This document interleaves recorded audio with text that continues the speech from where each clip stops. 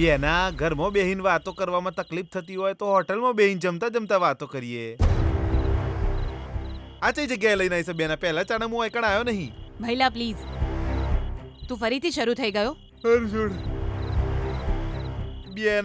બેના તારા લાડકુંવરની લગામ હવે આપણા હાથમાં સ નહીં બેના.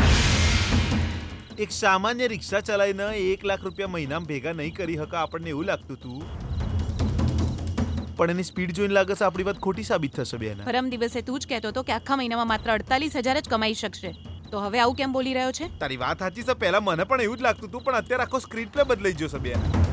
એમાં હું શકે એને આઈટી ઇન્ડસ્ટ્રી બેનોને રેગ્યુલર મેળવા જવાનું કોમ મળી ગયું છે. એ સિવાય ગઈડાઓના ગાર્ડનમાં લઈ જવાના, બાળકોના નેસાળ મેળવાના, લોકો માટે શાકભાજી લઈ જવાની, એવું બધું કરીને તાર દીકરો સારા એવા કમાઈ લે છે. બેના તને ખબર છે છેલ્લા 5 દાડામાં તાર લાડ કુંવર કેટલા કલાક ઊંઘતો હશે? 5 કલાક, ઓનલી 5 hours બેના. આજે બજારમાં મળેલો બેના આજે એને 1 દાડામાં રિક્ષા ચલાવીને કેટલા રૂપિયા કમાયા હશે ખબર છે? કેટલી? ના એમ નહીં, તું ગેસ તો કર. એપ્રોક્સિમેટલી બોલ.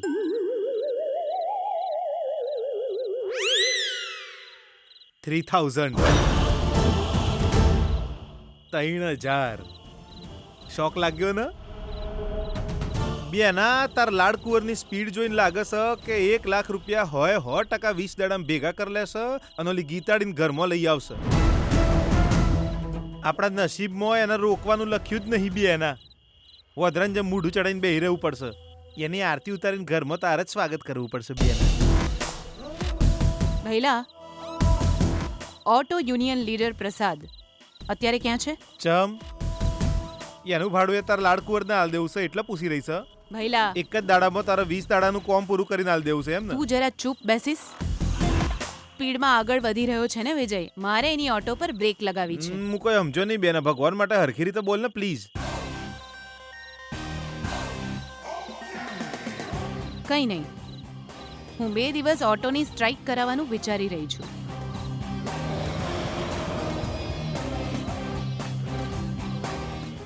બેના અરે બાપરે, તારા મગજમાં તો આઈડિયાનો ભંડાર છે. આવો આઈડિયા મને જ નહીં આવતો બેના.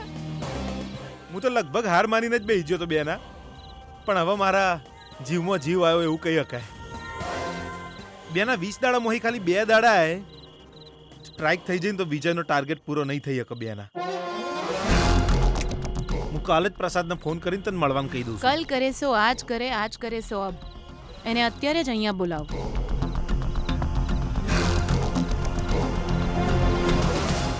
અરે ઓ ગીતા, વિજય પાસે એક ઓટો આવી ગઈ તો તને એમ લાગ્યું કે હવે મારી સામે તમે લોકો જીતી જશો? હવે જોતી જા આગળ હું શું કરું છું.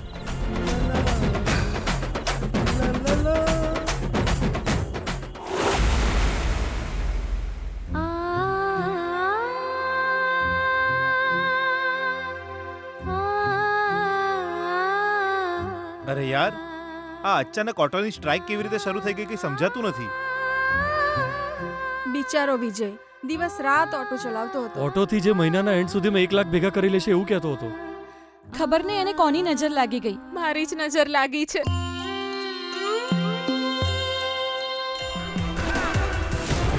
અહીંયા ઉભો થા.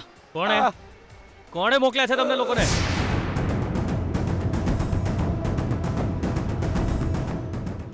બેના ભાગ હોયથી.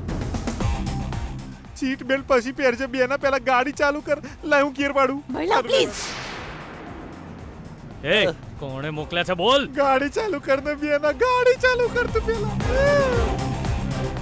તમને આવું કરવા માટે કોણે પૈસા આપ્યા છે? આણે સર.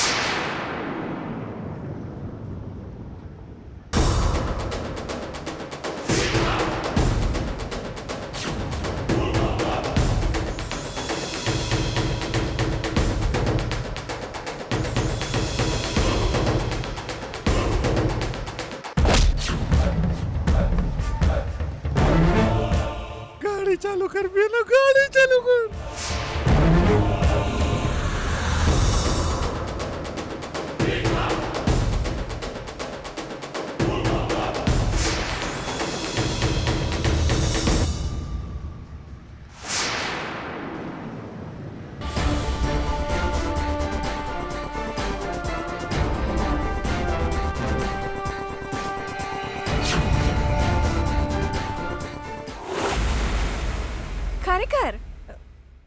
સારું ઠીક છે.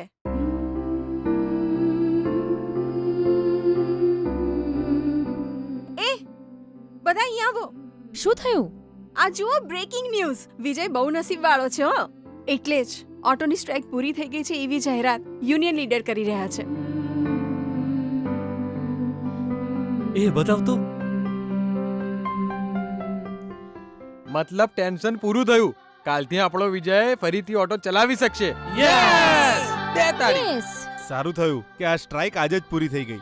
જો 5 દિવસ સુધી ચાલી હોત તો વિજય ચોક્કસ હારી જાત.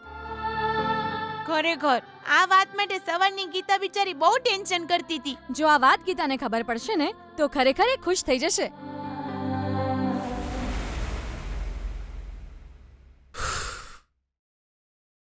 આ વિજય અચાનક મારો હોમાયન ઊભો રહી ગયો તો મારો તો જીવ નીકળી ગયો તો બેના. ખરેખર જો આપણે ફસાઈ ગયા હોત તો આપણી શું હાલત થાત બેના. એ બધું છોડ, એક સવાલ મને 4નો ખટકી રહ્યો છે. થોડી વાર પહેલા તે પોલીસને ફોન કરેલો ને બેના. જોરદાર હિંમત કહેવાય હો તારામાં. ભઈલા એ વખતે 211 પર ફોન કર્યો હતો. હા બેના, આટલા ટેન્શનમાં હોય તાર મગજમાં આટલો જોરદાર વિચાર ચોહી આવી જાય છે. પણ એનો શું ફાયદો ભઈલા? આટલું બધું હોવા છતાં આપણે ગીતાનું કશું બગાડી શકતા નથી. અરે મારી ફિલિંગ એ સેમ છે બેના. અરે બેના, દર વખતે આપણે ગીતાડીનું મૂઢું આમ કચડી નાખવા માટે બંને જણા પથ્થર જેવું મન મક્કમ કરીને નીકળીએ છીએ. અને ઓલી ગીતાડી જો સેજ ચાન્સ મળે કે તરત જ છટકી જાય છે. આપણને બંનેઓને ફૂટબોલના દડાની જેમ લાત મારીને જાણે આપણે કોઈ કોમેડિયન હોય ને એવું લાગે છે થોડા દાડાથી. ના ભઈલા, એનું અભિમાન તો તોડવું જ પડશે. એની આ ખુશીનું ગળું દબાવવું જ પડશે.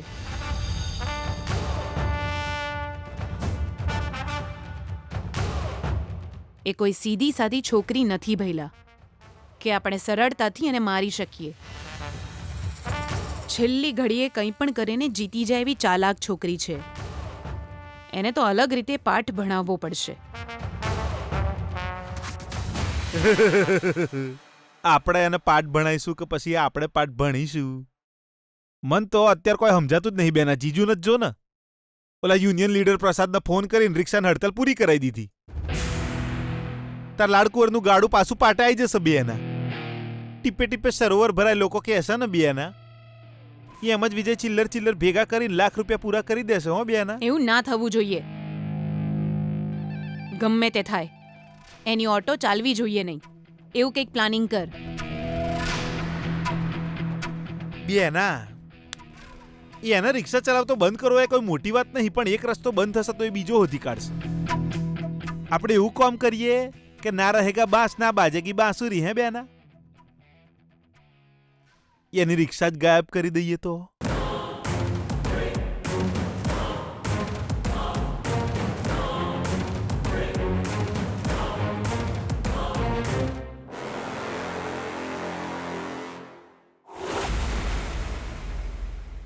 International environment. This includes the controllable factors in the international marketing mix strategies. The external environment includes unforgettable factors. First, at production increase.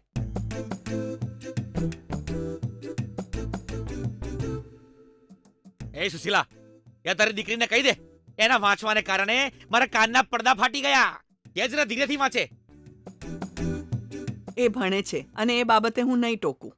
એને જેમ ફાવે વાંચવા દો. ઓહો, એટલે કે એનું વાંચવાનું પૂરું ના થાય ત્યાં સુધી મારું સુવાનું શરૂ નહીં થાય.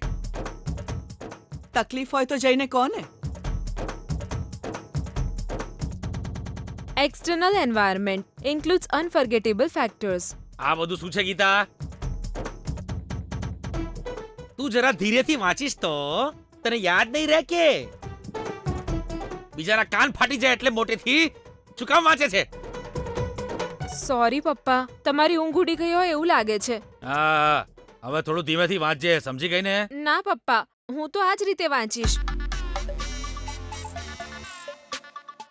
કેમ બેટા, મારી ઊંઘ બગાડવા માટે? હે, હું તો રોજ કોલેજ જાઉં છું, હું તો રોજ ભણું છું, પણ પપ્પા એને ભણવાનું છૂટી જાય છે ને. એ મતલબ કોણ છે બેટા? બીજું કોણ હોય? તમારા જમાઈ રાજ.